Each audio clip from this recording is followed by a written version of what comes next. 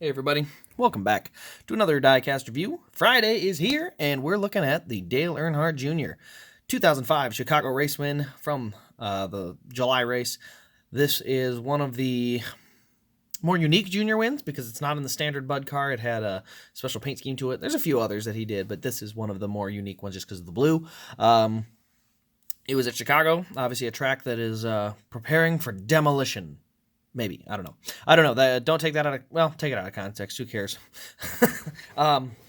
So this car took place at Chicago, or this race win took place at Chicago. You can see them pushing the car through the grass. I'm not sure if... I don't think he ran I don't think it was like a fuel run, so I'm not sure what the why they were pushing it. But anyway, it was kind of a... this is a scene that was kind of normal at that time where the whole team would come out onto the track and celebrate, and then NASCAR decided to, ruin everybody's time and make a bunch of rules about it. NASCAR does best. Oh, first thing we got to look at, quantity.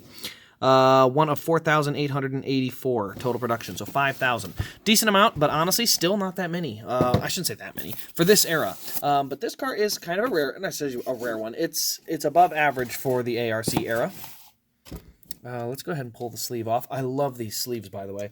Anyone else that remembers getting a sleeve like this around your car, it made it just feel like it was truly a high-end collector's item. The first time I got a die-cast like this, not a Walmart one, the first time I got this type of a die-cast, I remember that sleeve made me think, wow, these are really expensive. These must be really nice. And now we get them in a plastic box with a window on it, just like Walmart makes.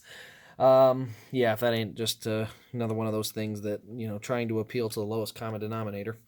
Let's go ahead and take a look at this car, though.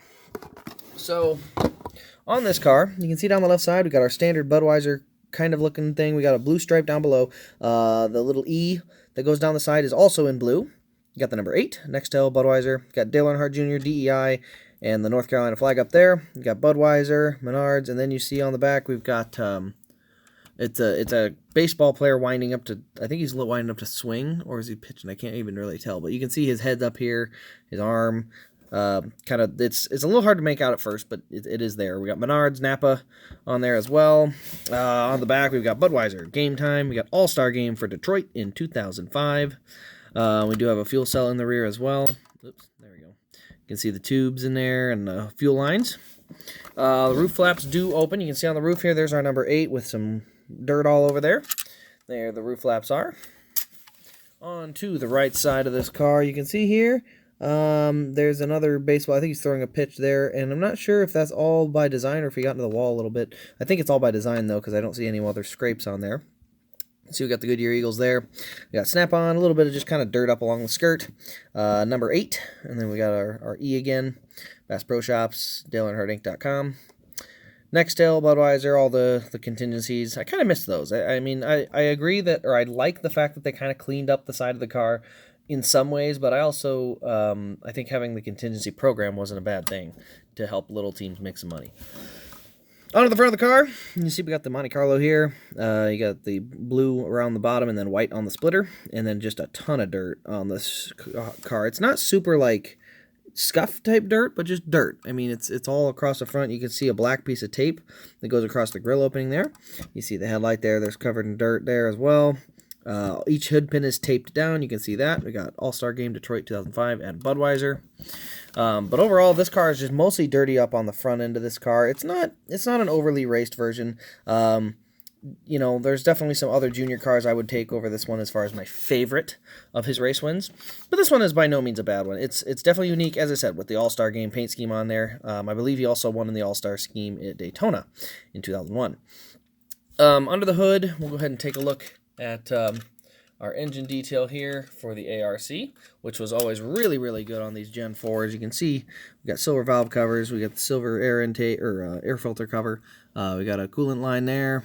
And then we got a couple of belts over here. I don't know what that canister that runs over there is. It's not connected to the radiator, so I'm not sure. Is that power steering maybe? Underneath, you can see All-Star Game Detroit and then Budweiser under the hood. Underneath the car, you can see there's our radiator up here, and then you can see all the other pieces that are underneath for that engine detail. And you get to the rear end, and the rear end doesn't move like the Gen 6 car, but it still has good detail. You can see the rear shocks in here. You can see right there, I think that's a track bar there. Then we got our rear end housing. up in there as well, drive shaft. So good detail underneath the cars. You know, for an ARC, this is better than what you get now, I guess. So still better that way. But overall, this car is definitely one of Junior's more expensive number 8 cars, but it's not outrageous. This is an easily obtainable car for under $100. So not sure if it'll stay in my collection long term. Again, it's a nice race win, but I think I'd prefer to get his 04 Bristol car, or I already have his 2004 Daytona 500 car. So I kind of I'm a fan of the big race damage, and this one doesn't have a ton. So it's not going to make it on the top 10 race damage cars. I can promise you that. But anyway, if you've enjoyed the video, do give it a thumbs up. Subscribe if you're new for daily Diecast content. Turn on the bell so you don't miss an upload, and stay tuned later today for the episode 6, or number 6, or the 6th day of Christmas, whatever you want to call it. 6th day of Dale, whatever. But yes, the Dale the Movie series, number 6, comes out later today, so do turn on the bell so you don't miss that upload. Thank you all for watching. Hope you've enjoyed, and we'll see you in the next Diecast review.